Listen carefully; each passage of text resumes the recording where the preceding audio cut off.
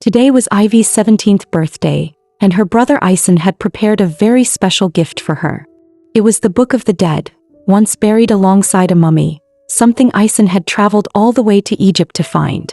He knew his sister had been working on a paper about ancient Egypt. Ivy was delighted, though she actually knew very little about Egyptian history. All she knew was that Ramses II, the last great pharaoh, had countless wives and hundreds of sons. Yet in that patriarchal age, there was a woman whose statue stood beside his on the sacred temple walls. That woman was Nefertari, the most beautiful of her time, and the queen Ramses cherished above all others. To Ivy, however, the name just felt too long. Compared to ancient history, she cared far more about the gift her brother had chosen. Ison beckoned her closer and slipped a mysterious golden bracelet, shaped like a serpent, onto her wrist that had been acquired through special channels, along with the Book of the Dead. The moment Ivy saw it, she was captivated. The serpent's eyes glowed with ruby-red gems that seemed to pulse as if alive. Ison, however, dismissed it with a shrug. "It's just a jewel that you're still like a little kid. How can I not worry about you?" He then added, "Once I'm married, I won't have much time to look after you anymore. Mina loves Southern Europe, so after the wedding we'll be moving there." The news struck Ivy's heart like a thunderbolt. Tears streamed down her face as she cried hysterically, begging her brother not to marry. Even though Ison promised that after marriage he would still care for her as always, he had no idea his sister harbored feelings far deeper than ordinary affection.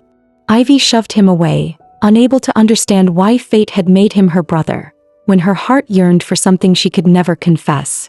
Her tears fell onto the golden bracelet, and the rubies on the serpent's body began to pulse violently.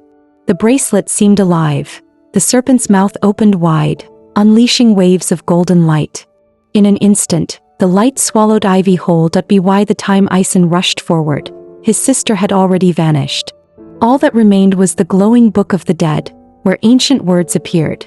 "Nile and my mother, she and I drank the water of life together that we vowed to meet again, never forgetting the path to the afterlife." In that patriarchal age, he still chose to carve her statue as tall as his own, and as long as the Nile kept flowing, his devotion to her would never fade. And so, through the serpent-shaped bracelet, Ivy was cast into ancient Egypt. Amid the endless desert sands, she still dreamed of staying with her brother forever. When she opened her eyes again, a red-haired stranger stood before her. The foreign setting and the man's sudden movements filled her with panic. Thankfully, he was only searching her body for weapons. Though his words were in a language she had never heard, Ivy was shocked to realize she could understand every single one. Through their conversation, Ivy learned that the red-haired man was named Montis, while the dark-haired one was called Lihita. This was the land of the sun god, Egypt. She couldn't comprehend it. Just a moment ago she had been in London, and her only knowledge of Egypt was that the pharaoh's most beloved queen was Nefertari. Muttering to herself, she failed to notice Lihita's question that he mistook Nefertari as her name and sincerely asked if she could help him with something. But Ivy only wanted to go home. She had no intention of staying here any longer. The hot-tempered Montis suddenly hoisted her onto his shoulder, ignoring her frantic resistance. From the moment he saw her golden hair and blue eyes, he was convinced Ivy could serve his plans. Despite her struggles, he tossed her onto a horse without hesitation. Soon after, they arrived at their capital, Thebes. Only then did Ivy realize this was not modern Egypt at all, but ancient Egypt. A magnificent city long lost to history, once the kingdom of pharaohs in life and their eternal resting place in death. The thought struck her hard. Could it be that she would never return home? Before she could recover from the shock, two maidservants seized her by the arms. Lihita ordered them to wash her thoroughly, for the prince himself would be attending the banquet tonight. From the maidservants, Ivy learned that Montis had been named a general by the pharaoh himself at only 20, commanding vast armies and boasting countless victories. Lihita, meanwhile, was the youngest prophet in the capital and a priest of the great temple. As night fell, the grand feast of ecstasy began. The prince's arrival sent waves of astonishment through the gathered maidens. With bronzed skin and a faint, confident smile, Prince Bifetu was without doubt the star of the banquet. "Where is the maiden blessed by the goddess happy? Since my father is not here, tonight we shall drink until dawn." Yet the moment Ivy entered, every gaze turned toward her. The golden hair, the sapphire blue eyes, a brilliance unlike anything in this land. Even Prince Bifetu found himself unable to look away, while Montes questioned if this dazzling girl was truly the same wild stranger he had casually brought along. Suddenly, General Tata lunged forward, loudly demanding that she drink with him. Ivy recoiled in panic. She stepped on her own gown and nearly fell, but strong arms caught her. The firmness of his chest against her made her flush with heat. This prince still lacks a companion. General Tata, you'd best find another. As the banquet went on, Ivy noticed everyone flocking around General Tata with toasts, while the prince himself was left in the shadows. Even Montes and Lihita kept their eyes fixed on her, remembering the plan they had mentioned earlier. Ivy grew more uneasy. What exactly were they plotting? But when her gaze shifted back to Bifetu, she was startled to find his eyes colder than ice, chilling her to the core. But the moment his eyes met Ivy's, Prince Bifetu's expression softened. Leaning in close with a playful smile, he asked her name. Those striking amber eyes left Ivy momentarily dazed, and in her trance she blurted out a false name, Nefertari. Bifetu seemed pleased, both with her and the name that he declared she would stay at his side, and only then did Ivy realize she had been sitting on his lap all along. Flushing scarlet, she tried to slip away, but Bifetu's hand gripped hers firmly. Rising to his feet, he stood tall like a king, announcing that the true purpose of this gathering was not mere celebration. At that moment, a wine-filled goblet slipped from his hand and shattered on the floor. Without warning, Montes appeared behind General Tata. His blade flashed and the general collapsed, lifeless. Montes immediately commanded his men to seize control. This entire banquet had been a trap, orchestrated by Bifetu to purge traitors. He declared that these men had oppressed the innocent and even conspired with enemy nations to sell weapons. Bifetu ordered them all to be exiled. One elder protested, insisting they were ministers appointed by the Pharaoh himself and could only be judged upon the Pharaoh's return. Bifetu's voice turned cold. Then you shall meet execution now that I am the son of the king, and under Egyptian law, I have the right to strike down traitors without delay. Cornered, one desperate traitor pulled a dagger and lunged at him. Bifetu shielded Ivy with one arm and drew his own blade with the other. Parrying the attack, he drove his sword straight into the man's chest, vowing that as long as he lived, no innocent would suffer again. Ivy shoved Bifetu away, pleading with him to stop. She could see the man was already in unbearable pain. But Bifetu's resolve did not waver. To defy the royal family was an unforgivable crime, and he ordered the man's entire clan be executed. Once the matter was settled, Bifetu casually instructed the guests to continue drinking and dancing.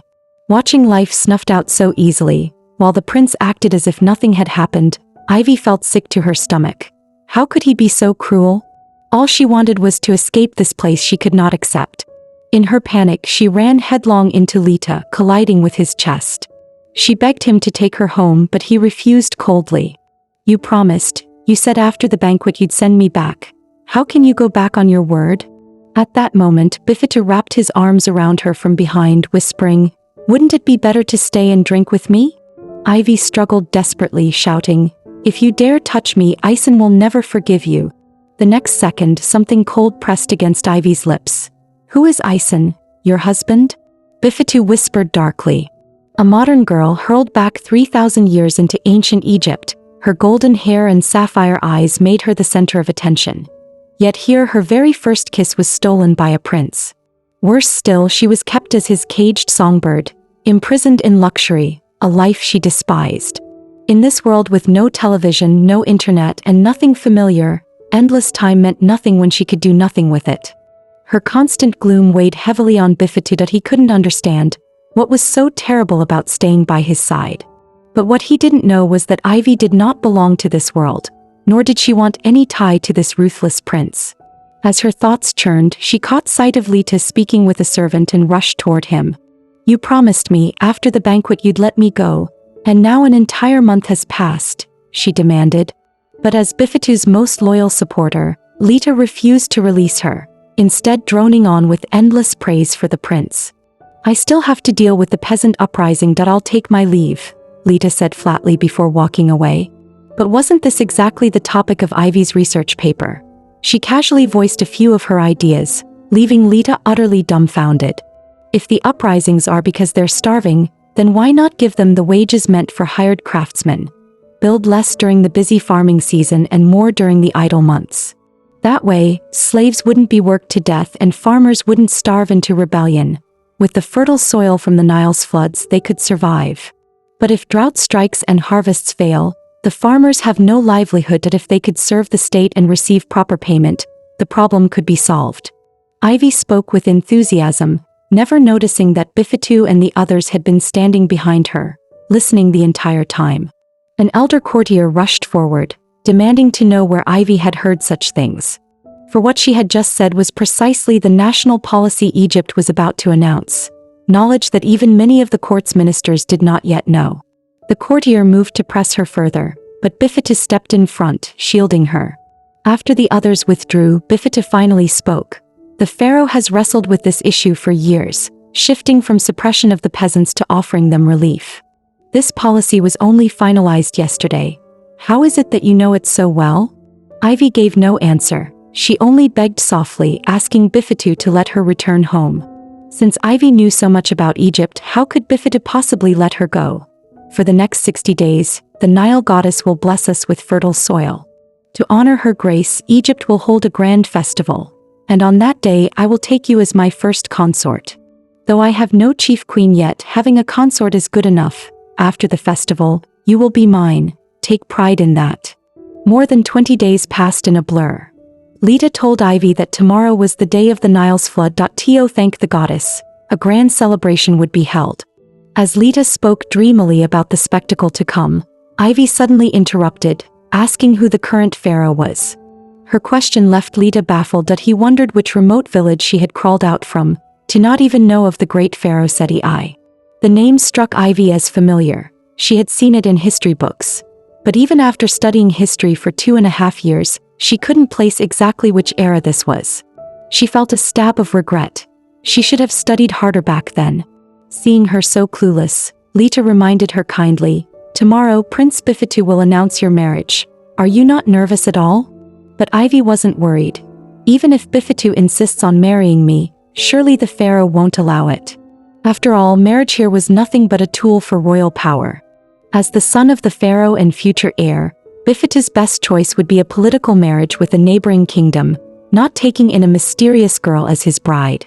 Her composure and sharp reasoning made Lihita view her in a new light. After all, the matter had already caused a storm of debate, not only among the council but even reaching the pharaoh himself. Even though the ministers opposed him on every front, Bifetu refused to yield. With wars raging outside, he knew full well that marrying a powerful princess would strengthen Egypt's position. Yet deep down he felt that if he didn't wed Ivy soon, she might vanish from his side forever, never to be seen again. Thus, there was no room for compromise, even if it meant defying his father's will. The ministers grew ever more curious. What kind of woman could drive the prince to such obsession? Meanwhile, Ivy was still desperately plotting her escape. She had tried sneaking out of the palace several times, only to be caught each time by soldiers. The thought of becoming that man's consort made her head spin. She and Bifetu were never meant to cross paths. 3,000 years later, everything about her would fade into nothing but hieroglyphs on a pyramid wall. And she who had borrowed the name Nefertari, what would she count for then? Staring down at the rolling Nile beneath her feet, Ivy suddenly thought, if she leapt, would it all finally end? But Bifetu arrived in time, shattering that desperate impulse. He seized her possessively, lifting her into his arms, and after a fervent confession, revealed his unyielding claim over her. At last, Bifetu presented her with a golden serpent bracelet, specially crafted, utterly unique, his gift to her alone. The reason Ivy had been sent back 3,000 years to ancient Egypt in the first place was because of this very golden serpent bracelet. She was certain now. It had to be the key to time itself. If she wore it again, could it take her home? On this day, Egypt's grandest festival unfolded. The pharaoh stood upon the altar, giving thanks to the goddess of the Nile. The goddess bestowed her gifts equally, without favoritism. The honeycomb-like fertile soil she granted was more precious than gold or silver. Gazing at the overwhelming spectacle, Ivy was awestruck. No book she had ever read could compare to the magnificence before her eyes. Just then, Bifetu made his resplendent entrance. Drawing her attention at once, he asked why she was hiding here.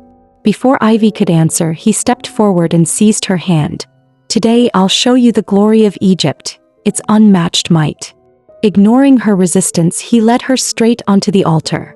With his dramatic arrival, the crowds erupted in thunderous cheers. The earth itself seemed to tremble beneath the roar of the people. Ivy realized with shock that Bifetu truly held the unwavering devotion of his subjects. Beloved by the people, Bifetu also won the pharaoh's deep approval. The pharaoh beckoned his son to come forward.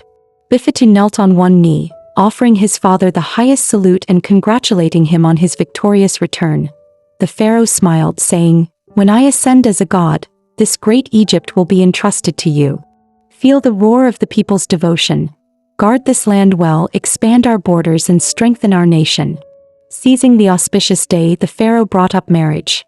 "I hear you intend to take a foreign girl as a consort, that I do not wholly oppose it. But before that, you must first marry noble women of firm standing." With a wave of his hand, he signaled Bifetu to follow him. On this day of celebration, everyone offered blessings, expecting Bifetu to take his bride. Yet Ivy felt an unexplainable pang in her chest. By all logic, this was the best outcome. He would become pharaoh of Egypt and wed a noble princess. And she, with the golden serpent bracelet, could abandon all this and return to her brother's side. But when she recalled Bifetu's promises to her, Ivy's heart grew restless. Who would he truly marry, and why did she care so much? After asking a maid where the banquet hall was, she quietly slipped in. The young woman at the center of attention was the daughter of Pharaoh's trusted minister, Heman. While everyone assumed she was meant for Bifetu, the pharaoh instead betrothed her to the fourth prince. Bifetu seemed utterly indifferent, his mind was far from marriage. He was only wondering what Ivy was doing at that moment. But then another young woman appeared, instantly capturing the attention of everyone present. Her graceful figure glided into the hall. Her flowing violet hair and poised demeanor radiated nobility. Even with her hands bound, her dignity remained unshaken. Even Ivy couldn't help but marvel at her beauty. She was Nefertari, the 17th princess of the Hittite kingdom. To escape her father's arranged marriage, she fled to the border, only to be caught in a skirmish and captured by the pharaoh.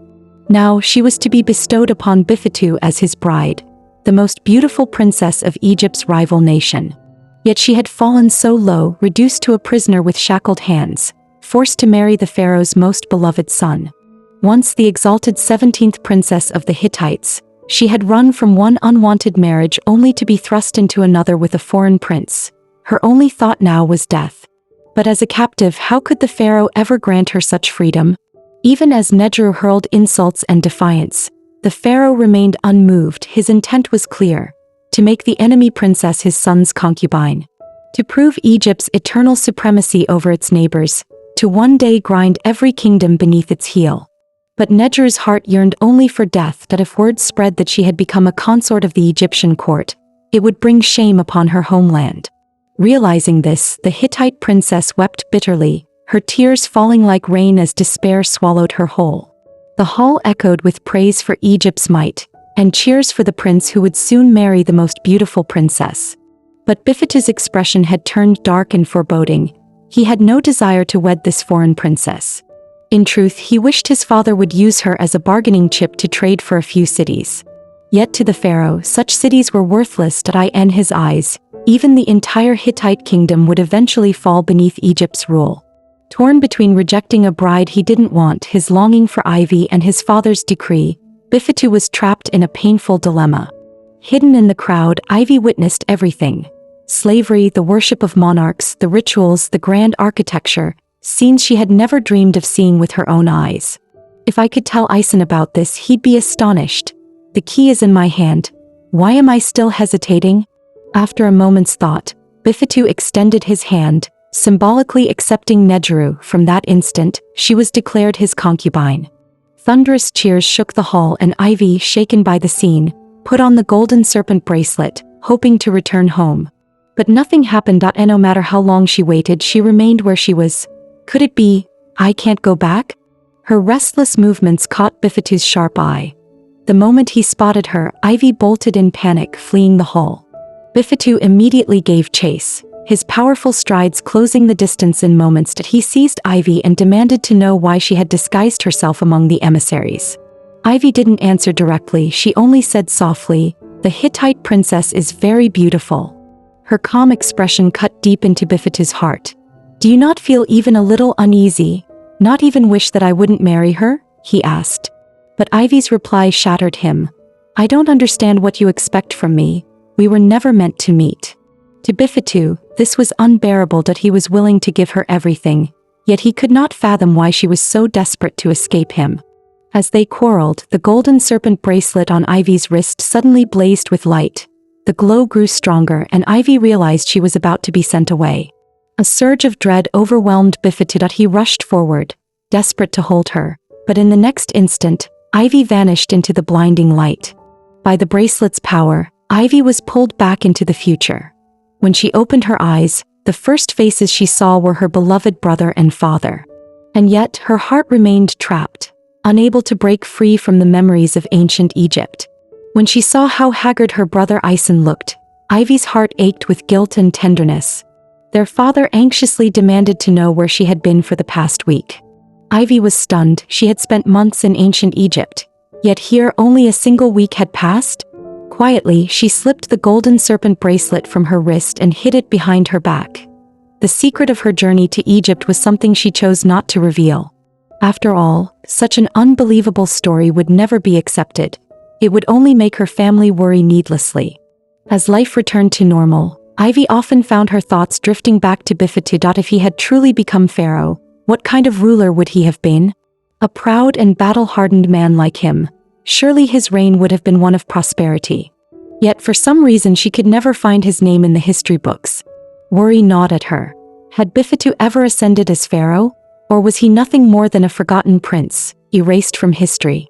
Her thoughts were interrupted by the voice of the interviewer. Ivy stepped forward and offered a polite bow. She began to speak about her views on ancient Egypt, recounting Bifetu's valor. Memories burned into her mind from what she had witnessed with her own eyes. Those breathtaking scenes, she knew she would carry them with her for the rest of her life. When the professors asked her about the differences between ancient Egypt's economic system and traditional feudal societies, Ivy's confident response left them stunned. In ancient Egypt, slaves remained the primary productive force, making it a textbook slave-based economy. Small-scale individual economies could never decisively alter the larger structure. When they learned that the girl before them was only 17, the professors murmured in disbelief. If Ivy passed today's interview, she would receive an early admission letter from a prestigious university. She understood her father's worries, but she still lacked the courage to share with him the truth of her extraordinary experience. All she wanted was a fresh start once she entered college. After conferring among themselves, the interviewers asked Ivy what she thought of the glory of Ramses II. Since the professors were economic specialists, as long as her answer wasn't too far-fetched, they likely wouldn't press her. So Ivy spoke of what she had truly seen. An unassailable military strength, built on overwhelming force to conquer the surrounding nations. Next came enlightened trade and material exchange, as Egypt received jewels and treasures from emissaries of foreign lands. From prisoners of war, they gained advanced technologies, fueling massive construction projects that cemented the pharaoh's unshakable authority. Religion was also deftly used to control the populace and slaves, while political marriages further secured the throne. It was said that Ramses II, during his 90-plus years of life, took over 200 wives, each union further strengthening his rule. But Ivy's account was abruptly interrupted by one of the professors. While they praised her essay highly, they questioned her historical accuracy. For this was a matter of scholarly integrity. Historically, Ramses II died less than 2 years after succeeding Seti I. In truth, he had only 3 wives: the Hittite princess Nejeru, his priestess sister, and another foreign princess, Nefertari, who also died young. A man who should have brought boundless prosperity to Egypt instead perished within 2 short years of becoming pharaoh, all because of the departure of one girl. Ivy's unexpected intrusion had rewritten the history of ancient Egypt. Back in the modern world, upon learning this truth, she could never fully come to terms with the ending.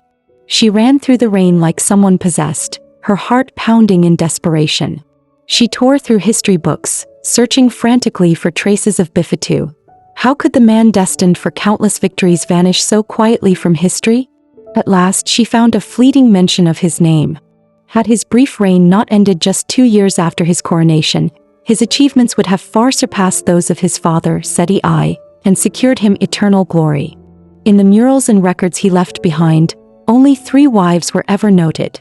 Nedjeru, the Hittite princess captured during Seti I's campaign, his sister, chosen by the priests, and his most beloved foreign princess, Nefertari. In every temple he built, wherever his likeness was carved, Nefertari's image stood beside him. Upon the stone walls was etched the vow, "Each day the sun rises because of you." Bifetu's love for her was profound and unwavering, yet her departure had become the very cause of his untimely death. But if she herself was Nefertari, then where had the real Nefertari gone? She could never truly understand what had happened to Bifetu. With her heart in ruins, Ivy staggered through the rain like a lost soul, her mind consumed by Bifetu and the history she had so carelessly altered. It wasn't until the next day inside a beauty salon that Ivy emerged from a makeover fully prepared. A tactical flashlight capable of blinding an enemy for seconds, a spray that could knock someone unconscious when aimed at the eyes and nose, night vision goggles and signal flares. Even an AK rifle loaded with bullets. More than enough for self-defense. She knew deep down, if she didn't go back to save that ruthless yet devoted prince, she could never live peacefully in this world. Stripping someone of 70 years of life was simply inhumane. Clutching the golden serpent bracelet, Ivy felt her hesitation vanish. She would return to ancient Egypt, to let the real Nefertari meet him and become his bride. To let Bifetu become the true Ramses II. And this time, she would only act as a bystander, fighting with all her might to restore history to its rightful path. With a flash of radiant light, the gears of fate began to turn once more. He was the new king of Egypt. His breathtaking beauty enough to make maidens across the land swoon.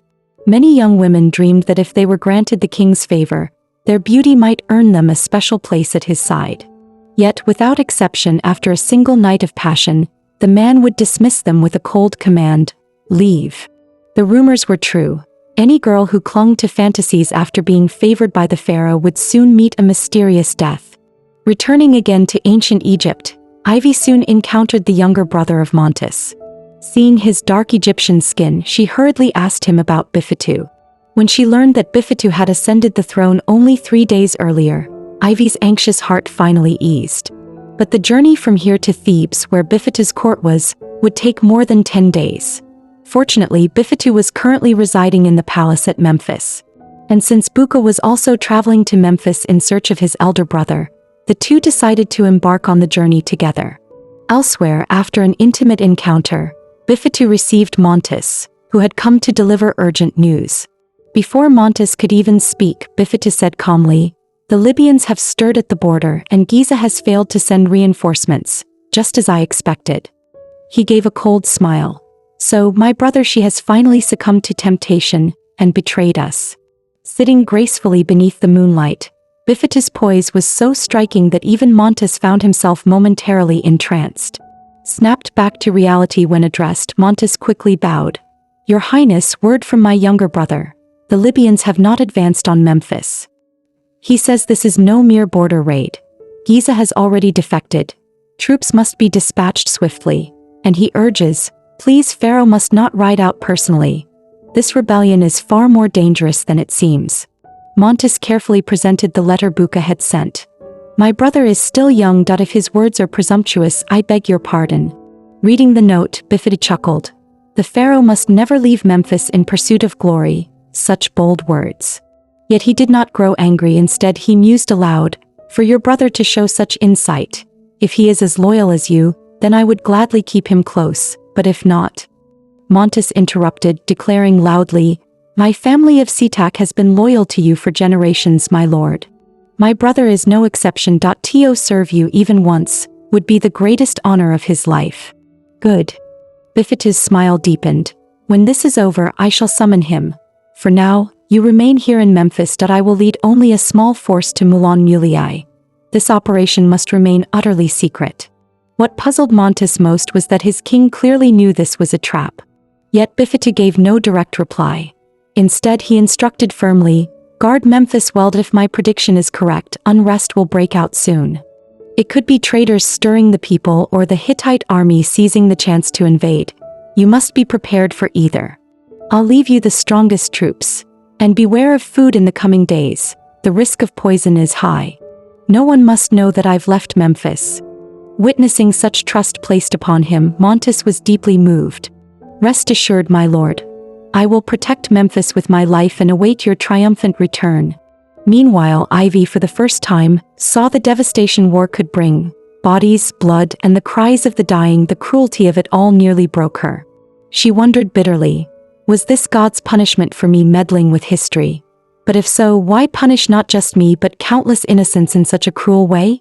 After the sorrow subsided, Ivy clenched her fists. She vowed that she would do everything in her power to protect the villagers who had survived. The power of Ivy's words rekindled the spirit of the once despairing Buka. He recalled his brother's words. The Pharaoh was a man of rare charisma, able to sway hearts with the simplest of words, commanding loyalty unto death. If Ivy were his master, Buka thought, he too would gladly give his all. Those wise, sapphire-blue eyes seemed to radiate endless hope. Meanwhile, in the enemy camp, General Scarface gnawed hungrily on a roasted chicken leg. A scout reported that the Pharaoh had sent troops to Memphis. Surely it must now be an empty city. That was the true purpose of their ploy, to draw out the Pharaoh's forces. If the plan succeeded, Scarface would claim a princess as his bride and rise to glory. But he had no idea that the entire rumor was a ruse planted by Ivy, meant to intimidate them and buy time for the villagers to escape. Watching the peasants stroll past so brazenly, the general hesitated, unwilling to make a rash move. After all, his goal was already achieved. Safeguarding his own skin mattered more than wading into unnecessary trouble. Suddenly, however, another scout rushed in, reporting that the Pharaoh had never dispatched troops to rescue Mula village. Realizing he had been played for a fool, Scarface flew into a rage, vowing to butcher the villagers into mince. In an instant, his army thundered forward, and the helpless villagers scattered in terror. In the chaos, everyone thought only of saving themselves. Though Ivy shouted desperately to rally them, the enemy was already upon them, and she was knocked to the ground by fleeing villagers. Buka rushed to lift her, urging her to run. But how could human legs ever outrun the thundering charge of war horses? Watching enemy blades cut down all in their path, Ivy's heart filled with despair. She had returned to Egypt to mend history, yet instead more innocent lives were being lost because of her. Was I wrong again? Just then, a cloud of dust rose on the horizon. Bifetu had arrived, leading his mighty army. She remembered the younger Bifetu with his restless temper and unrestrained pride. But the man before her now felt utterly unfamiliar. His face carried only the aura of a true king. And with a single command from the Pharaoh of Egypt, the formations fell into place with flawless discipline. Soldiers fought with fearless valor. In moments, the tide of battle had turned. Bifetu's mastery of warfare was godlike, and Ivy witnessed firsthand the true might of Egypt. Yet after 5 long years, when they met again, Bifetu did not recognize Ivy. She was no longer the sweet golden-haired girl he once knew. Her skin was darkened, her hair cut short and dyed blue. She had even gone so far as to spray her skin darker for disguise. Not even her own father would recognize her now, let alone Bifetu. And the man before her felt equally unfamiliar. Though his eyes and nose were the same, his entire being radiated only coldness. The passionate prince who once blazed like the desert sun had become an icy, distant king. Could time truly change a person so completely? When he learned that Ivy was the one who had delivered the letter, Bifetu demanded to know why she had written those words. Ivy answered honestly, the raid was nothing but a diversion. Their true aim was to draw away Memphis's main forces. At her words, Bifetu's lips curved faintly. Then tell me, what do you think my next move should be? Faced with his probing test, Ivy could not hesitate. She needed to remain at his side, and this was her chance to earn his trust. The Libyan army you just defeated, she said firmly, was nothing more than bait. They must have allied with other forces. This raid was only bait, to lure away our strongest troops, then ignite rebellion within Memphis itself, striking Egypt at its heart. Bifetu was deeply impressed by Ivy's insight. Admiring her talent, he began to consider her service to Egypt. Slowly, he shared a memory from his childhood. When I was young, I raised a lion cub that I adorned it with gold and jewels, lavished it with care as though it were my own blood. But during a festival, it turned savage, mauling my servants, then lunging at me, its master. Though I had poured my heart into raising it, its betrayal left me no choice that I severed its head without hesitation. His eyes sharpened, voice edged with warning. Yet such things do not stop me from generosity. Tell me, Ivy, what do you desire? So long as you serve Egypt, I will grant it. Do not be like that lion. Serve loyally and no reward will be beyond your reach. But if ever you harm my kingdom's interests, I will destroy you without mercy. What he did not know was that Ivy had already pledged her heart to Egypt. Her return was for one purpose alone, to protect Bifetu and restore the course of history. Betray you, never to walk at your side is the greatest reward I could ever wish for. The past is nothing but dust in the wind. Quietly, she told herself, all she needed to do was stand as a bystander and guide history back to its rightful path. Besides, Bifetu no longer remembered her. Wasn't that exactly what she had wished for? And yet, why did her heart ache so terribly? Ivy once again returned to ancient Egypt, this time marching with Bifetu's army toward Thebes. When her eyes fell upon the majestic capital, she could not help but marvel. The fabled city of 100 gates, after 5 long years, had risen anew, more magnificent, more overwhelming in its grandeur. Yet, to everyone's surprise, Bifetu had sent no aid to Memphis. Instead, he returned straight to Thebes. Bold in strategy yet cautious in action, he trusted his men but always kept a safeguard in place. Ivy puzzled over it endlessly. What twist of fate could cause such a brilliant leader to meet an early death? To her astonishment, 5 years had also left no trace upon Lihita, that he remained as flawless and beautiful as ever. As Bifetu strode toward his throne, Ivy instinctively moved to follow. Thankfully, Buka tugged her back just in time, sparing the court from a shocking spectacle. Lihita stepped forward to report. General Montes has successfully crushed the rebellion. The instigator was none other than the Western Prince of Giza. The court erupted into uproar, but with a single wave of Bifetu's hand, silence returned. All eyes fixed on the king, awaiting his decree. The Western Prince consorted with enemies and raised arms against his own people. His crime is treason. Send word to General Montes. March at once on Giza, seize him, and if he resists, strike him down. Dotri, I appoint you governor of Giza. You will depart immediately, join the army at Memphis and oversee the campaign. The new governor of Giza must promote open trade, to ease the path for future merchants. With this single decree, Bifetu revealed his vision as a ruler. Even Ivy, well-versed in history, could not help but marvel. To his own kin he showed no mercy. To his ministers, no matter how young or untested, he would grant office if they had talent. Those favored would feel grateful, while the rest would be inspired. At the same time, every gesture reinforced the pharaoh's authority, consolidating power firmly in his hands. One more matter, Bifetu said. The season of the Nile's flood is near. How should we employ the idle farmers? Ivy, I wish to hear your counsel. Following his gaze, Lihita's eyes fell upon Ivy and he murmured in shock, Nefertari. The terror in his eyes was not lost on Ivy. Had he recognized me? The court erupted in whispers. Clearly, the name Nefertari was one known to all. Ivy froze in place at a loss for words. Only when Bifetu's voice cut coldly through the noise did she stir. On the matter of the Nile's flooding, can you give no answer? Reflexively, Ivy repeated the same solution she had spoken of 5 years before. But inside her heart twisted, the same words, the same tone. And yet, Bifetu has forgotten it all. Everything I once said, everything I once did. Does he truly remember nothing? In this kingdom, every foreign maiden with golden hair was ordered slain by the pharaoh. All of it was born of Bifetu's obsession with Ivy. His longing had turned to madness. I end the 5 years since her disappearance, he had searched for her relentlessly. As heir to the throne, Bifetu had grown up amid the intrigues of the palace. Schooled in the art of survival. In his eyes, there was no longer any truth. Everything was veiled in schemes and interests.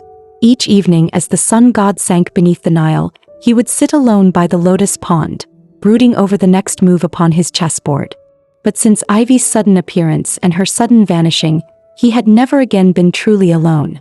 By day, he buried himself in affairs of state and in raising the monuments he loved. By night, nameless women filled the endless hours. And now, as he sat once more at the lotus pond, was it because he had finally let go of that consuming love? The chess pieces lay scattered across the table. Bifetu drew in a deep breath. For 5 years he had searched every corner of Thebes, every village nourished by the Nile. Whenever rumor spoke of a foreign girl who resembled her, no matter his duties, he would rush to see with his own eyes. He vented his fury on all around him, banishing Nidru to the cold palace, refusing to wed any other bride. He even defied his father's arranged marriages. He forbade all ruby-inlaid serpent bracelets, burning through every passion, exhausting every means in his desperate quest to find her. To Bifetu, she was like a phantom reflected upon water. No matter how desperately he sought, she always slipped beyond his grasp. Those fleeting months together had become a memory he would savor for a lifetime. For the first time in 5 years, he dared to sit alone and embrace the solitude of night. For from this day onward, his thoughts would once again turn to that girl. Elsewhere, Ivy suddenly sneezed for no reason. Strange, why sneeze in such sweltering heat, she wondered. At that moment, Buka had been trailing a suspicious maid and managed to snatch from her a peculiar clay tablet. In Egypt, writing was almost always on papyrus. Only the Hittites used clay tablets. The inscription suggested that someone within the palace was secretly colluding with the Hittites, plotting harm against the pharaoh. Perhaps the so-called rebellion was only one piece of a larger lure away the tiger stratagem. But if it was merely the Western prince's alliance with Libya, why then was a Hittite tablet involved? What struck Ivy as most suspicious was how carelessly the maid had lost something so important. And now, by some twist of fate, that crucial clay tablet had ended up in the hands of someone as unremarkable as Buka. In any nation, in any age, conspiring against the ruler was a crime punishable by death. Those daring enough to attempt such treachery would surely take every precaution. Never would they be so careless with their messages. To her surprise, Ivy discovered a lotus crest engraved upon the clay tablet. The lotus was Egypt's most cherished flower, yet here it was, etched upon a Hittite tablet. More troubling still, it bore the mark of a personal seal, one that represented its owner's identity. Why would a secret letter, meant to remain hidden, be boldly stamped with its sender's own seal? Ivy's head throbbed from the spiraling questions. Just then, a heavy knock came at the door. A maid arrived with a message. The pharaoh himself had invited Ivy to a grand celebration 3 days hence. Such a gathering of nobles and dignitaries would be the perfect chance for Ivy to seek answers and trace the source of the conspiracy. And so, for the first time, Ivy shed her disguise, removing the wig to reveal her golden hair and fair, radiant skin.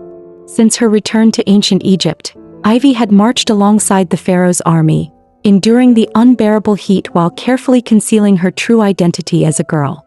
She had never intended to disguise herself as a boy, but foolish Buka from the very first meeting had treated her as one. Now to suddenly declare she was female would seem far too strange. Glancing at her skin pale once more, Ivy realized with alarm that her darkening spray was almost gone. She would have to use up the last of it on her face today. Thinking back on all that had happened, she admitted she had overestimated herself. Had Bifetu not arrived at Muli in time, she would surely have died. What had truly claimed his young life? What connection did it have to her? She did not know, only that she longed to save him. Just then, Buka burst in without hesitation, calling out, "Ivy, the pharaoh's banquet is about to begin." But the sight before him stopped him cold, the beauty bathing in the water.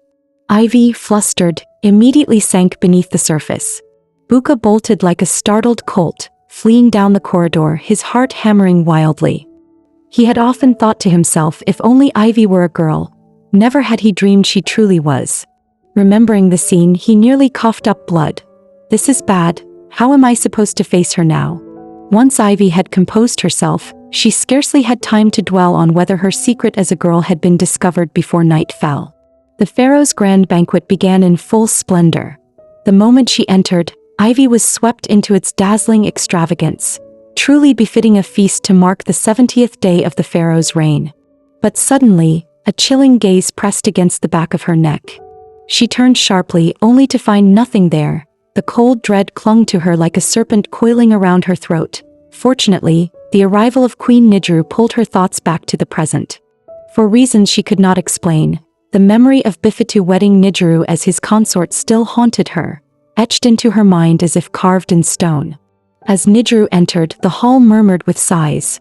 Once arrogant and proud, she was now subdued, ever since she had been cast into the cold palace. Beauty alone could not withstand the weight of lost favor. The next queen's arrival, however, caught Ivy's attention, for it was a name she had never heard before. She quickly asked Buka who the princess was. The boy's cheeks flushed red as he stammered, "That is Prince Bifetu's sister.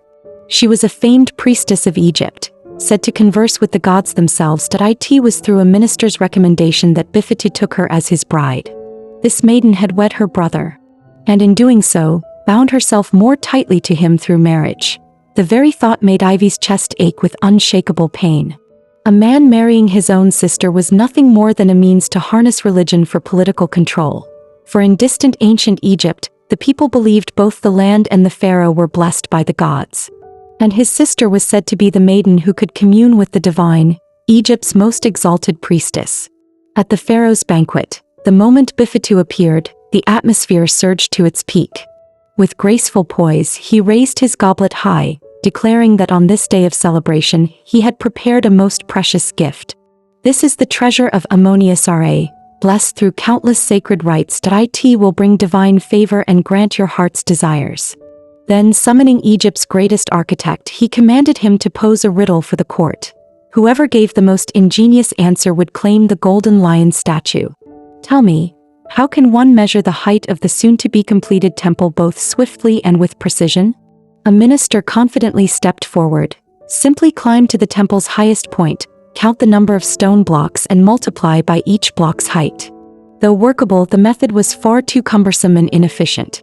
One by one, the ministers proposed their answers. Yet though the methods varied, none were truly simple or efficient. Not a single man produced the right solution. Bifetu's brows furrowed. "Has no one among you, blessed by Ra himself, the wisdom to solve this riddle?" Then Ivy raised her hands, her voice ringing clear. "If one merely wishes to know the temple's height, all that is needed is a single rod. At noon, plant the rod upright in the ground. Measure the length of its shadow and then the length of the temple's shadow. The ratio of the two shadows reveals the temple's true height." Her elegant, straightforward method left even Egypt's greatest architect dumbstruck. Rising at once, he implored Ivy to join his academy of builders. But from the throne, Bifetu's voice cut through the hall. "No, Ivy is a rare treasure. She belongs by my side and nowhere else." Then he lifted the weighty golden lion statue in his own hands, his gaze fixed unwaveringly upon Ivy. With steady, deliberate steps, he strode straight toward her. Yes, he would bestow this supreme honor upon her himself. Step by step he closed the distance, his presence radiating an irresistible majesty. The nearness made Ivy's heart pound wildly. Her cheeks burned crimson as though she could scarcely breathe. Before Ivy could even react, Bifetu clasped her delicate hand and gently placed the golden lion statue into her palm. As her eyes fell upon it, she froze. The base bore the exact same lotus emblem as the one carved into the clay tablet. That could only mean one thing. Someone here within this very hall was plotting against the pharaoh. And whoever it was, they had to hold great power. Perhaps even the former owner of this statue. Just as Ivy sank deeper into thought, Princess Amanra approached gracefully, her smile faint. "That lotus emblem," she said softly, "belongs to me." She added almost casually, "Nidru bears the same mark as well. Every consort of Bifetu is given this emblem." At that moment, Bifetu's cold voice cut through their conversation, freezing the air in the great hall. Seeing her royal brother approach, Amanra's face lit up with unrestrained joy, and she threw herself into his arms. Watching the princess's radiant smile, Ivy's eyes clouded with sorrow and loneliness. A sudden dizziness swept over her. The voices around her blurred as though the world itself had slipped away. Just as she was about to collapse, Bifetu strode forward and caught her firmly in his arms. From his lips burst the name he had carried in his heart for 5 long years, Nefertari. 5 years of yearning and obsession could never be deceived. Though her appearance had changed, he recognized her in an instant. Before the gathered court, he spoke that forbidden name aloud, and the hall fell into stunned silence. For in all these years, no one had dared utter it again. Imanra, unable to accept the truth, stepped forward and demanded Bifetu to answer. Who exactly was Nefertari? Ivy dared not meet his gaze, utterly confused as to why her identity had suddenly been exposed. Bifetu stared at the beauty before him, the corners of his lips curling into an uncontrollable smile. What's this? Even you feel embarrassed? Before Ivy could reply, he swept her into his arms like a triumphant king rising from the waters. Seeing his brother so indifferent, Imanra was left completely baffled. Even the ministers looked bewildered. Why was His Highness holding a boy and calling him Nefertari? The murmurs from the crowd made Ivy burn with shame. She tried to break free from his embrace, but Bifetu whispered coldly in her ear, "Don't move." Carrying her into the center of the hall, he suddenly halted, grinning like a child who had just received candy. "As you all can see," he declared, "for years I have searched for a foreign princess, and today she has finally returned to me." With that, he yanked the wig from Ivy's head. Golden hair and azure eyes shimmered in the open, undeniable before all. This was Nefertari. Bifetu declared on the spot, "From this day forward, anyone bearing the name Nefertari may once again live freely in our nation. And as for every witness present today, you shall each receive 10 taels of gold." Yet at that very moment, Ivy once again felt that same chilling presence from before. The cold gaze hidden within the crowd made her tremble uncontrollably, though she could not find where it came from. Noticing the strange tension, Bifetu said nothing more, that he simply held Ivy tightly and strode out of the banquet. Only after returning to his chambers did he gently set her down. "Do you know how I lived these 5 years? I kept guessing why you left without a word. Guessing for 5 long years. I know how to command armies, I know how to govern a nation, and I can build monuments of stone and steel. But the one thing I cannot understand is you. If I was too harsh and drove you away, then I will never force you again. If I was reckless and failed to be gentle, then I will learn tenderness. Perhaps I should never have married Nachin, then I will never favor them.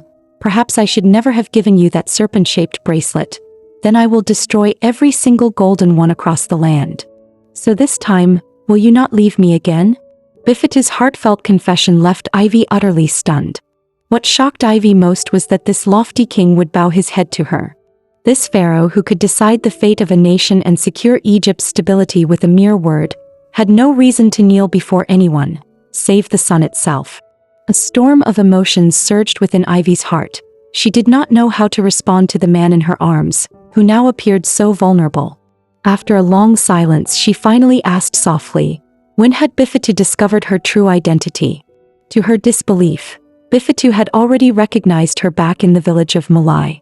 Gently cupping her face, he whispered, "You think it's impossible, only because you've never tried. For 5 years every single day I've thought of no one but you. Did you truly believe a wig and black paint could deceive me?" Whatever Ivy desired, Bifetu was willing to give. For her sake, he was even willing to be a foolish king. All he wished was for Ivy to remain by his side, not to vanish once again as she had 5 years ago. Yet what he did not know was that Ivy's return to ancient Egypt carried a purpose: to change the course of his fate. But one day she would have to return to her own time. And when that moment came, what would become of them? By noon the next day, the sun blazed warmly overhead, yet a red-haired boy was running for his life, because he simply didn't know how to face Ivy now. But with the pharaoh's safety at stake, Ivy had no choice but to press him for answers. Watching the awkward expression on Buka's face, she exposed his thoughts in a single sentence. Just moments ago they were close friends, and the next she was suddenly Nefertari. Buka quickly denied it. That's not true. Yet deep inside this inexperienced boy's heart, he had long harbored feelings for the pharaoh's cherished queen. Feelings he could never confess. And just then Ivy suddenly clapped a hand over his mouth. For not far away, a mysterious figure in black had caught her eye. Beneath the cloak was none other than the pharaoh's most trusted priest, Lihita. To avoid being discovered, Ivy swiftly pulled Buka into hiding. What puzzled her most was why Egypt's highest priest had come here without a single attendant, and why he would suddenly appear in the cold palace. And the only resident of that palace was the Hittite princess, Nijiru. The thought of Nijiru's identity made Ivy recall the contents of the clay tablet. After all, whether it was Imanra or Nijiru, both could have been the one who carved the lotus text.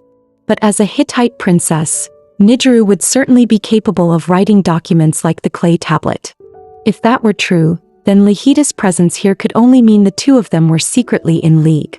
Yet just as Ivy pieced her suspicions together, Bifetu suddenly appeared, his voice cold as he demanded to know what she was doing there.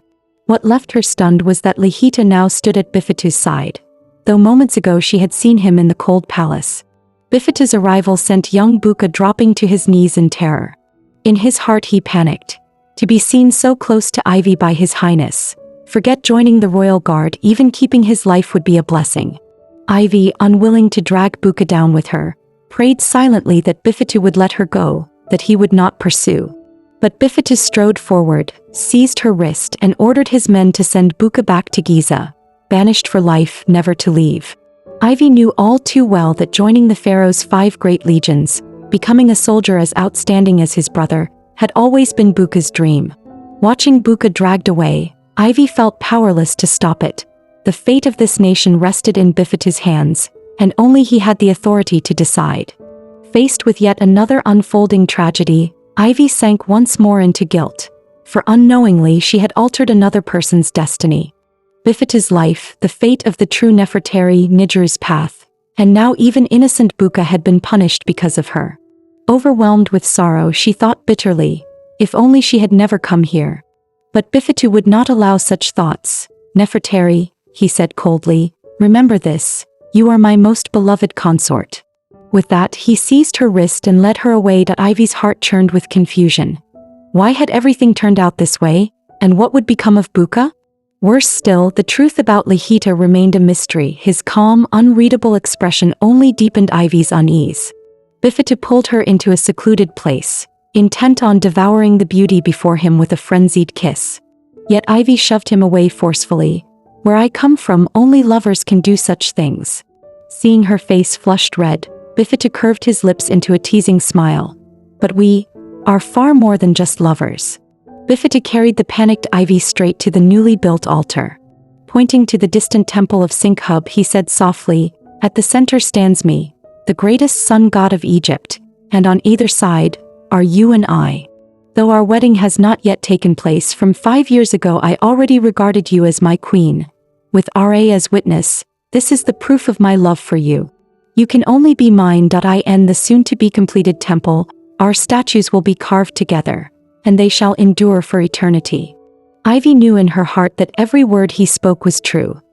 Even in the modern age, the statues of the Pharaoh and Nefertari still stood vividly upon Egyptian soil.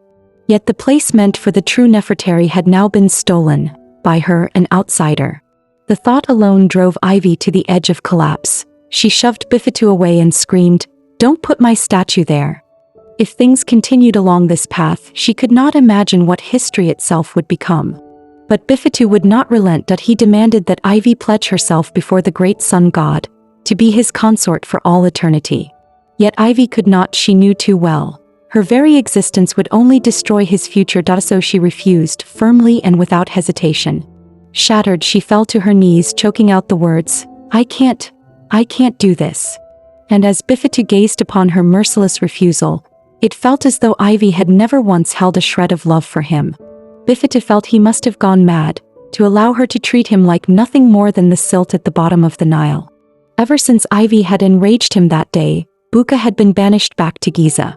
Yet the Pharaoh's word was as unshakable as gold. Ivy was still permitted to reside in the palace, and Bifetu still brought her to important councils. But he never again set foot in her chambers, nor did he ask after her. Until one day the arrival of a maidservant made time, frozen in silence, begin to flow once more. Seeing the girl hesitate, Ivy smiled gently. "Whatever it is you wish to ask, just say it." The maid fell to her knees in fear. "This servant dares not." Ivy reassured softly, "You don't have to be so formal with me, speak your mind." Her kindness gave the maid the courage to voice her doubt.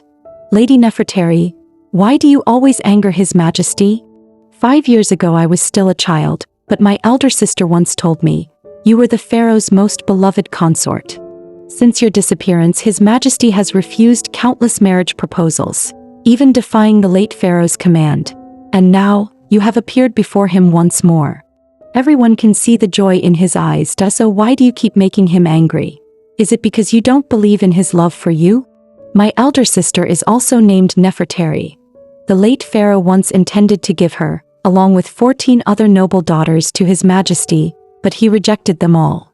Ivy's heart trembled at the words. She had finally found the true Nefertari. Though Bifetu had taken hundreds of wives in his lifetime, Nefertari was the one personally chosen by the late pharaoh. She was the one meant to stand beside him, her likeness carved before the sun god's temple, their love immortalized by time itself. She was the one who truly belonged to Bifetu. Ivy knew then that she had to meet the real Nefertari face to face. For the web of schemes against Bifetu, the hidden ties between Lihita and Nijiru, and the truth of this rightful consort, all might be the first step to unraveling the mystery. So she disguised herself, slipped out of the palace with the maid at her side. The maid told her that Nefertari was famed throughout Thebes for her beauty, now serving as a priestess in the temple.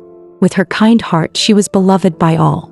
It was only after being rejected by Bifetu that she chose the path of priesthood as a noble's daughter. She had been trained in every art since childhood. All her efforts were meant for the day she might become queen. But when all her hopes were coldly denied by Bifetu, she had no choice but to devote herself to the temple. The thought that all the suffering others endured stemmed from her own arrival deepened Ivy's guilt and self-blame. Lost in her thoughts, she walked on without noticing, until she suddenly collided with a figure ahead. As she stumbled, the servant's daily water jar slipped from her grasp. Panicked, Ivy reached out desperately to catch it. But instead she was pulled firmly into someone's arms. And when she lifted her gaze to that familiar face, in this foreign land of ancient Egypt, Ivy broke down, sobbing as she threw herself against him, crying out the name of her brother Sien. She never imagined her dear brother would appear here.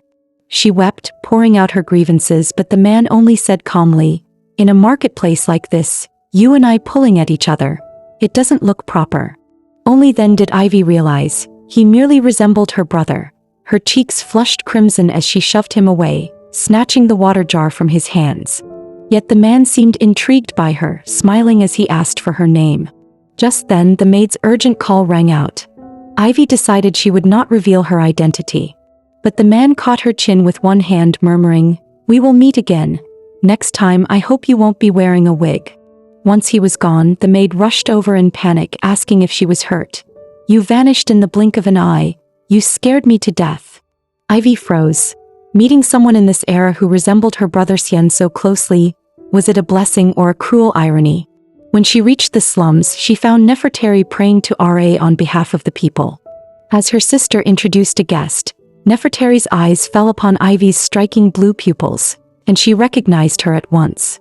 She moved to bow to the pharaoh's consort, but Ivy quickly stopped her.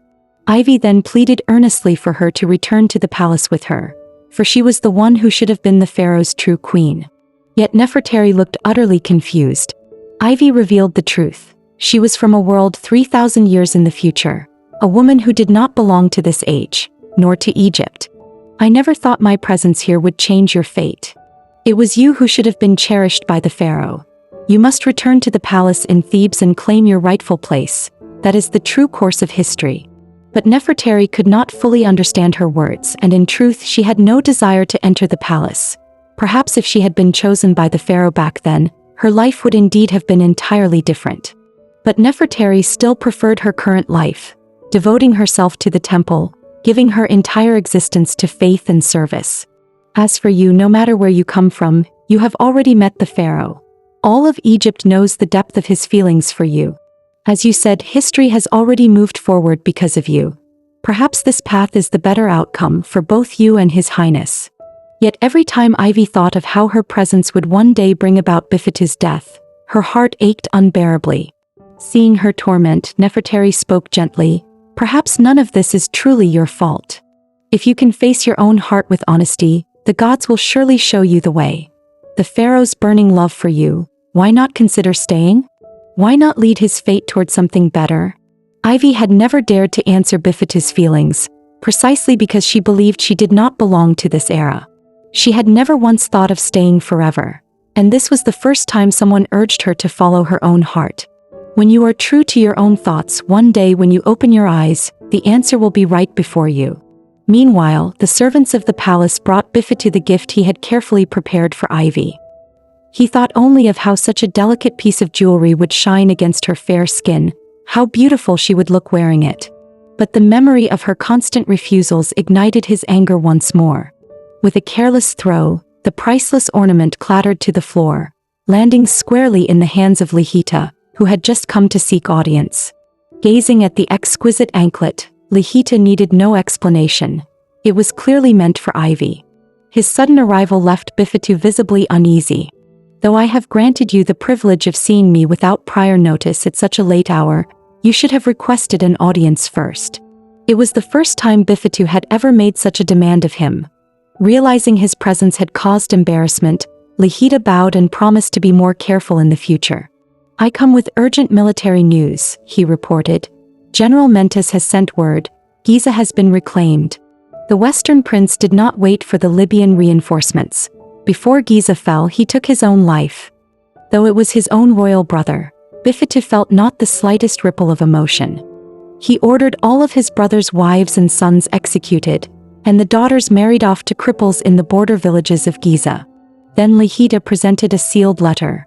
This is from General Mentis, Your Majesty. I did not open it. Taking the letter, Bifetu said flatly, if a message from Mentis has passed through your hands, then naturally you have the right to read it. Do not be overly restrained in the future. But Lihita bowed deeply. It would be more proper for your majesty to review it yourself and decide whether to inform me. Elsewhere, under the veil of night, Ivy slipped quietly back into the harem. Only after she closed the door gently did the maidservant finally exhale in relief. Thank the gods it went smoothly. Had his majesty discovered I helped you sneak out of the palace, I would have suffered dearly. Setting down the water jar, Ivy asked casually, have you always been in the harem? The maid shook her head. I only arrived recently. Before this, I only did cleaning work. His Majesty's consorts are few and Princess Imanra was raised in the palace since childhood. She needs no attendance. As for Nijiru, she resides in the side palace. Months can pass without seeing her once. So with so few people, the work of the ladies-in-waiting is rather easy. In fact, you are the very first mistress I have served. At the mention of Nijiru, Ivy's thoughts immediately turned to Lihita. A high priest entering the harem so freely. No matter how one looked at it, it was suspicious. There had to be some hidden secret between him and Nijiru. A sudden, daring thought flashed through Ivy's mind. She quickly asked the maid, is Lihita truly Egyptian? The maid replied, if he were not, how could he possibly have become the kingdom's first prophet? But then she recalled a rumor, that he was the son of Prince Necho, the late Pharaoh's younger brother, and a Hittite slave woman. In other words, he was of both Hittite and Egyptian blood. It was said that Prince Necho had forced the woman, and after giving birth to Lihita, she took her own life. And what became of Prince Necho? Ivy pressed. The maid explained he had been poisoned 6 years ago. Hearing this, Ivy's bold suspicion only grew stronger. If the rumor was true, then Lihita himself was a ticking time bomb. The man who destroyed his mother was already dead, and perhaps Lihita had a hand in it. Would he not also hate those indirectly responsible? Perhaps even the pharaoh himself. Did Bifetu ever consider this? And if the clay tablet's words were true, that there would be a second plan, then the first rebellion must have involved the Hittites. Lost in thought, Ivy was suddenly yanked forward by a dark figure. Before she realized it, she had been pulled into Bifetu's arms. He coldly ordered the maid to leave. Then he ripped away her wig. You went to the trouble of wearing this. Where have you been? What business is it of yours where I go? Ivy blurted out instinctively. Even she didn't understand why, but every time she saw Bifetu, she couldn't help but defy him. Bifetu's eyes dimmed as he slowly released her. You're right. Wherever you go, when have I ever been able to stop you? Ivy wanted to explain, but as she turned her head, her face came perilously close to Bifetu's handsome features. Flustered, her cheeks flushed red and she instinctively stepped back. No matter what I do, you must believe me, I am on your side. She then told him, there is a Hittite spy close to you. Have you already received word from Giza? The Hittites were involved in this rebellion. And I fear there is an even greater scheme aimed at your life. The culprit could be one of those closest to you. But Bifetu seemed unsurprised. If it is someone closest to me, then that person must also have the power to shake Egypt itself. Without conclusive evidence, acting rashly will only alert them. Ivy wanted to say more, but Bifetu cut her off. He would not allow her to interfere. To him, Ivy's safety was the greatest help she could give. That very day, Hittite envoys arrived in Egypt's capital, bearing rich tributes to present before Bifetu. Yet Ivy found it strange. The man at their head had a face covered in stubble and a scar running across his cheek that he looked less like a diplomat and more like a hardened warrior. To her shock, the man who so resembled her brother Sien from the streets also stood among them. Why had they come to seek audience with Bifetu? From the look in his eyes, it seemed he had recognized her as well. Just then, with a commanding shout, Bifetu entered the hall with Nijiru and his attendants. But this time, Bifetu did not allow Lihita to stand at his side. Instead, he placed him far away from the throne. For so long, Lihita had always stood closest to Bifetu. Such an arrangement could only mean one thing. Bifetu now suspected him. At such a tense moment, and with his peculiar background, Lihita could understand the pharaoh's caution. Then the envoy spoke. "We have come to Thebes to visit Princess Nijiru, and to present some humble gifts to your great kingdom."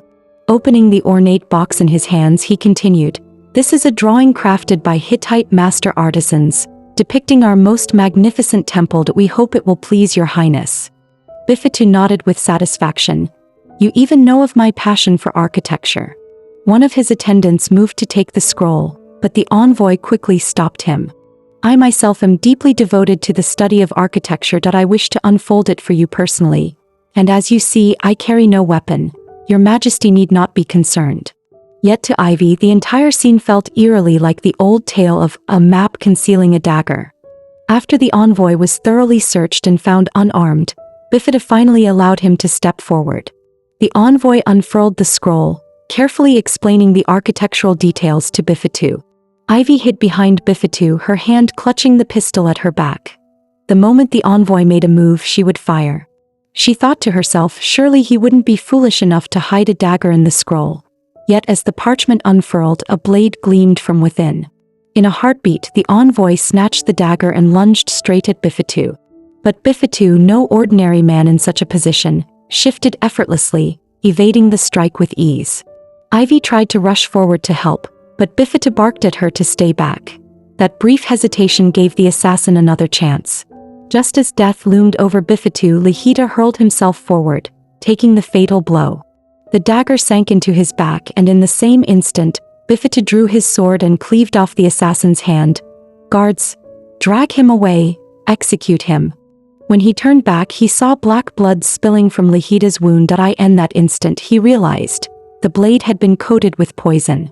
Nijiru rushed forward in alarm. But Lihita reached out a trembling hand toward his pharaoh. "To have met you was the beginning of my life. Even if one day I am hated by all, misunderstood by all, even if you yourself lose faith in me, I will still protect you. So, my princess, I cannot take you away." When Lihita was very young, he was not yet called Lihita. The people around him called him Bai. From the time he could remember, he had never once seen his parents. The only one at his side was a kind old grandmother. The name Bai was the sole gift his father had ever left him.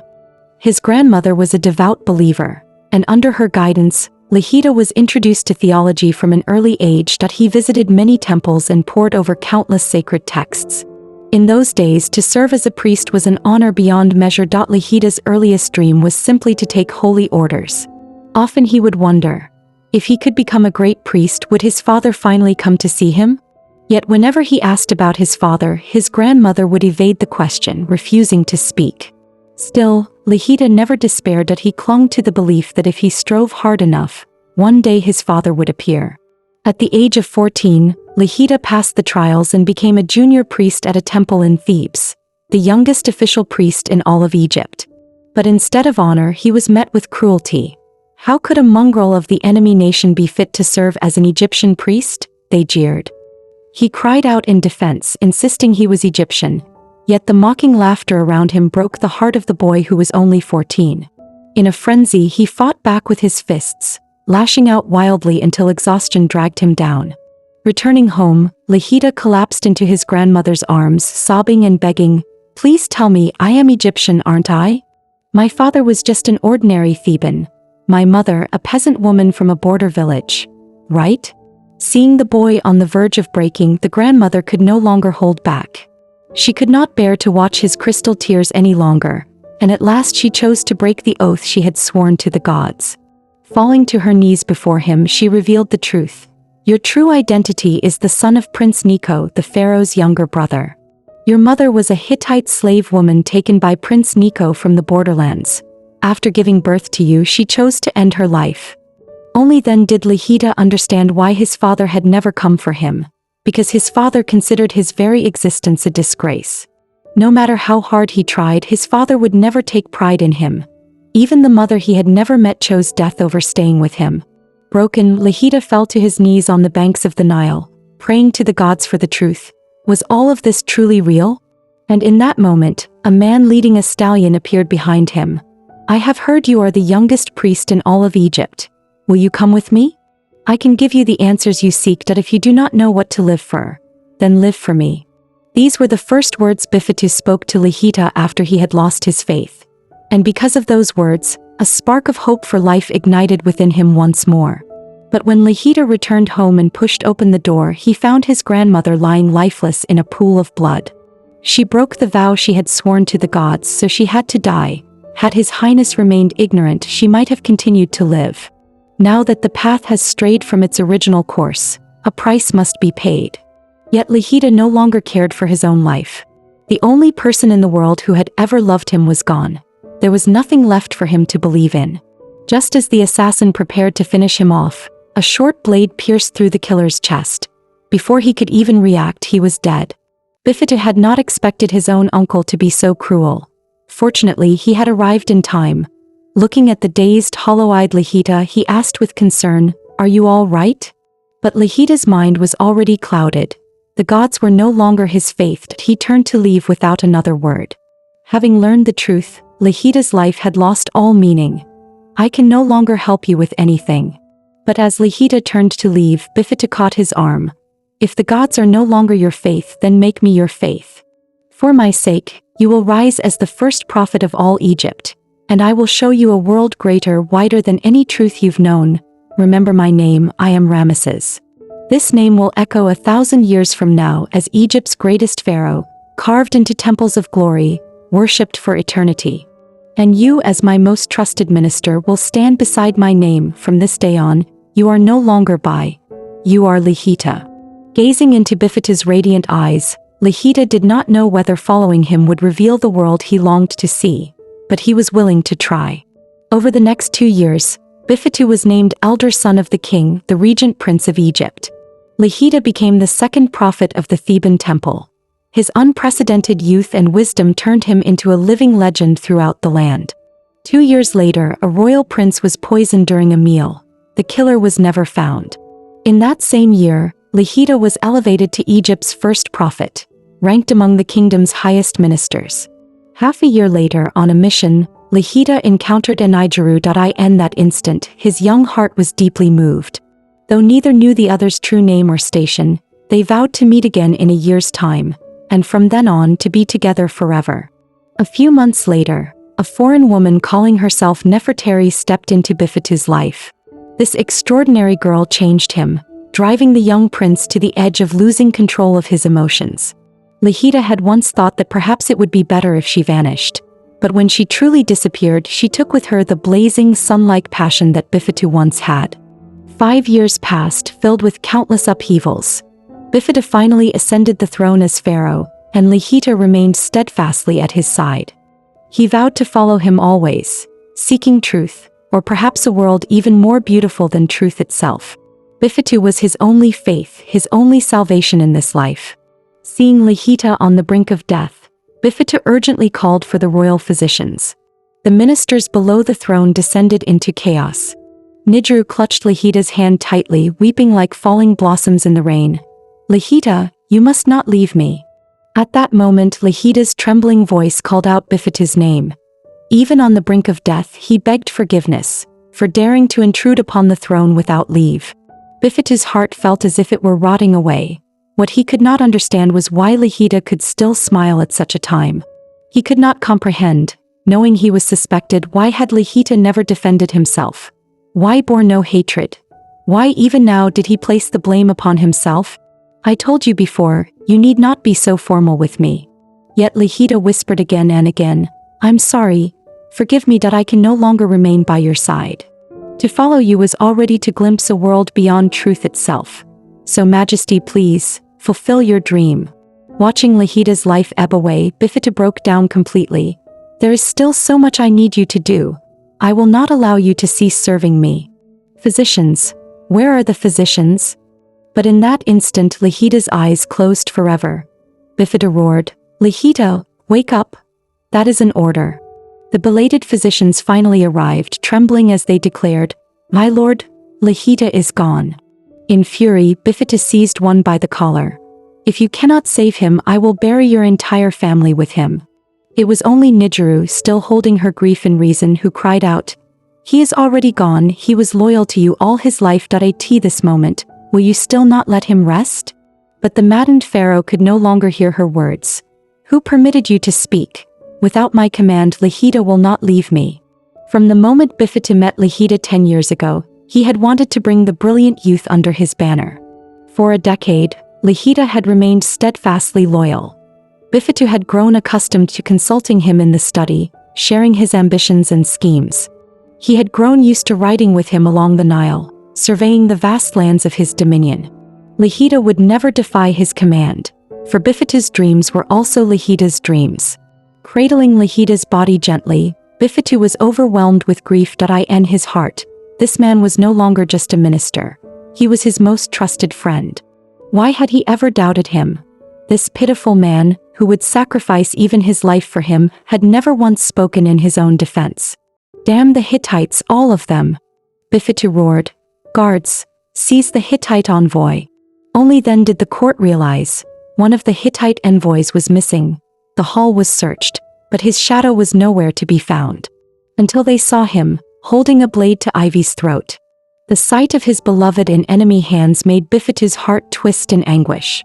Though surrounded on all sides, the man showed no fear, for he knew well that the woman in his grasp was Bifetu's very world. His demand was simple: "Give me a horse and I will ride out of the city." If looks alone could kill, he would have perished 1,000 times over beneath Bifetu's gaze.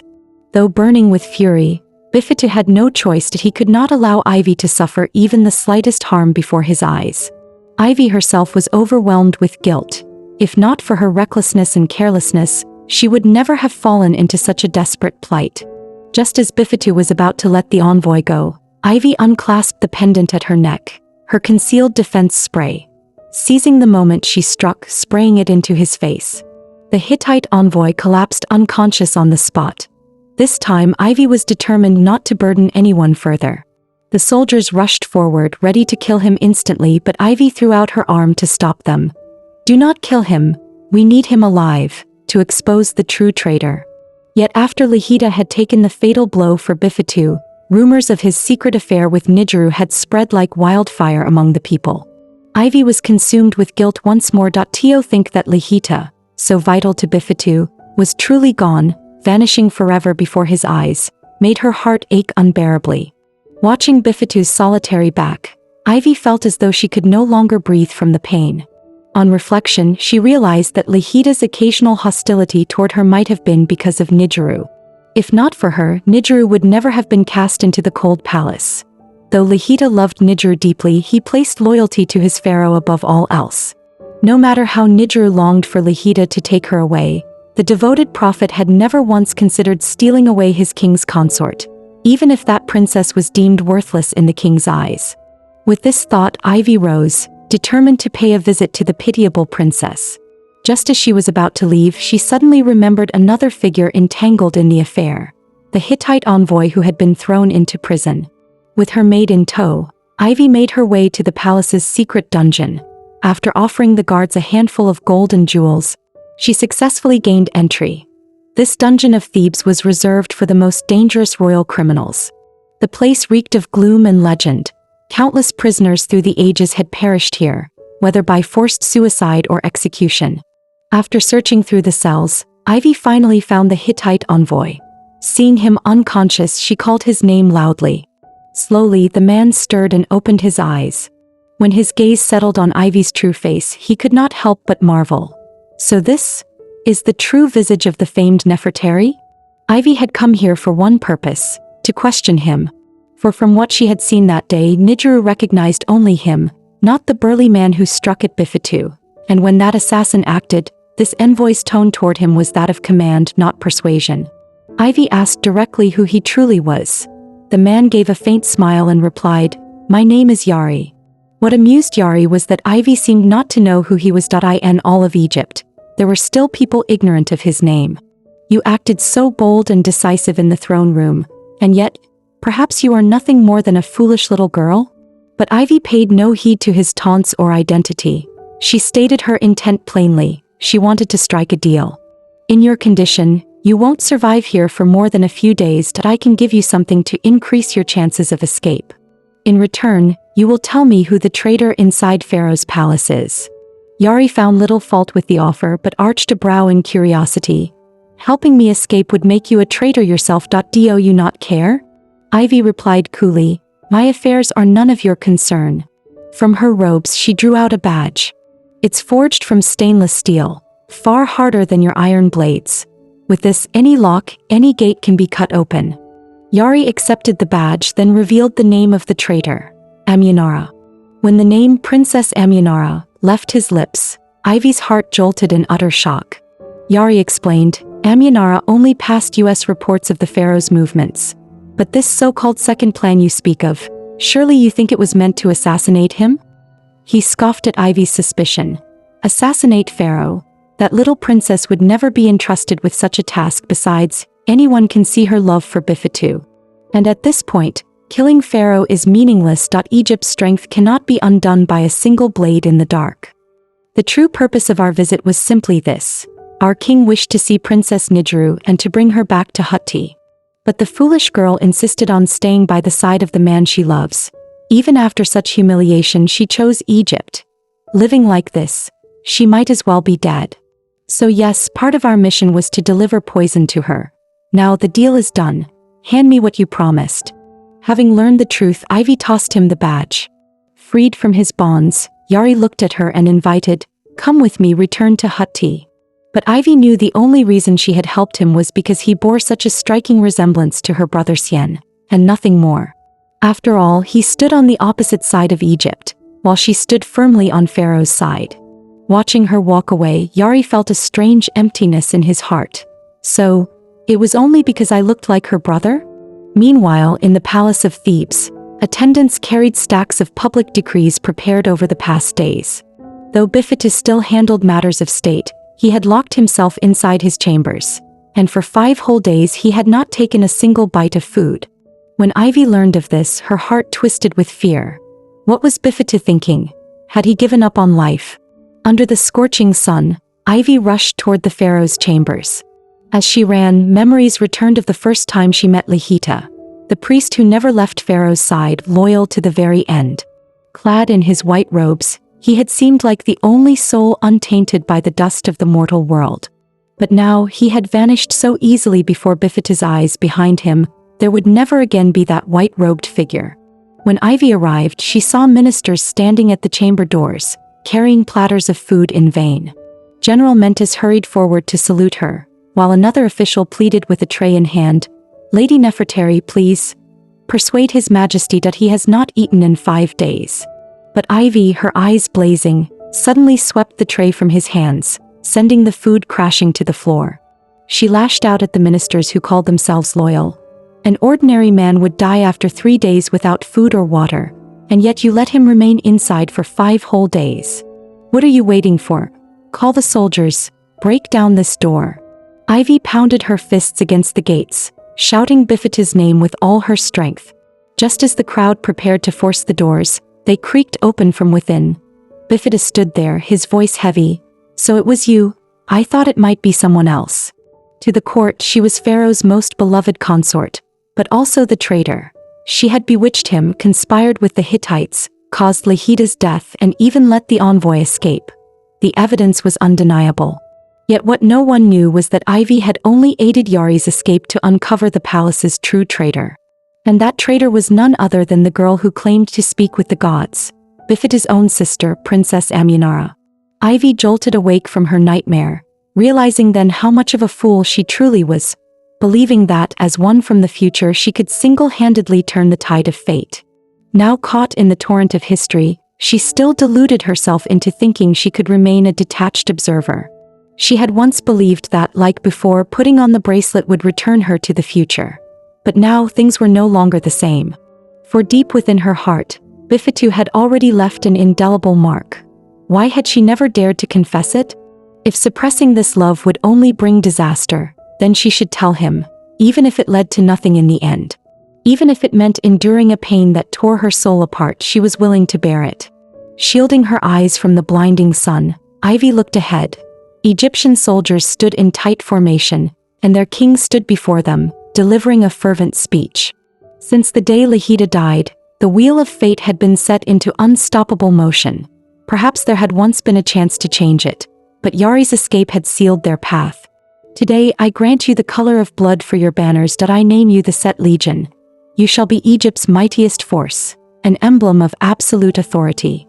In history, the Set Legion would become one of Pharaoh's famed 4 great legions, known for their crimson banners and their unparalleled ferocity in battle. You all know, my loyal subject, my dearest friend, my great priest Lihita, he fell to the hands of the Hittites. And now the Hittites have once more allied with Syria, violating our borders through the Sinai. This time I will strike back, through your strength, with a blow they will never forget. Bifetu's impassioned words sent fire through the ranks, his soldiers roaring with unshakable resolve to fight for their king and their land. Ivy gazed at the scene before her.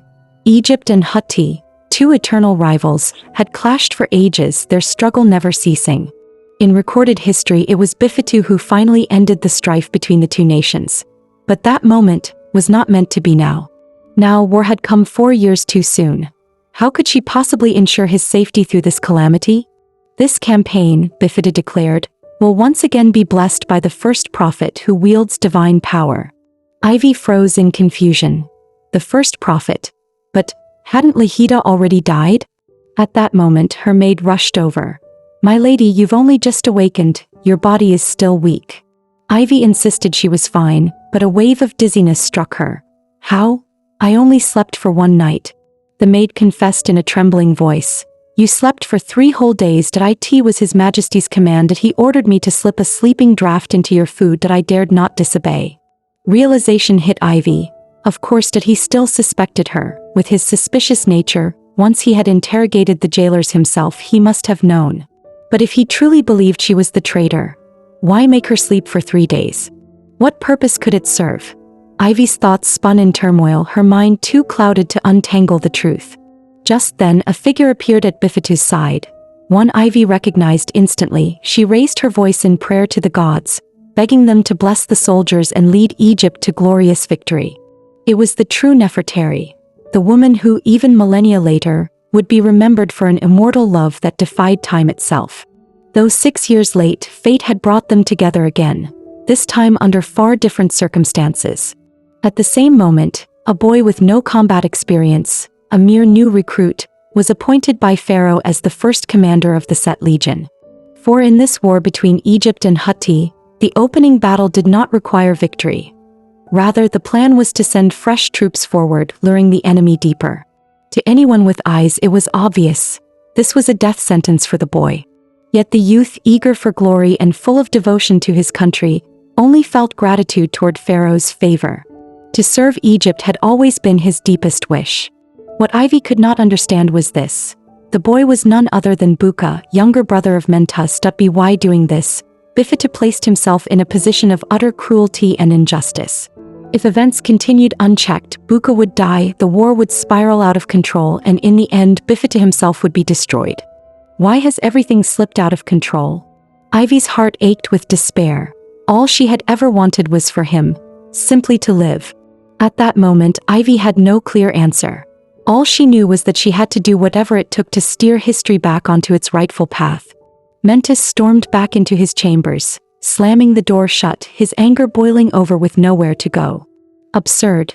Why choose Buka, a boy with no experience? This is nothing but sending him to his death. As his fury raged, a sudden pounding echoed at the door. Just as he wondered who it could be, a disguised figure slipped inside. It was Ivy. She had come with one purpose, to beg Mentis to take her with him on the campaign. But armies did not march with women in their ranks, that if Bifetu discovered her presence, the consequences would be unimaginable. Yet Ivy pleaded with determination, "I have to help Buka.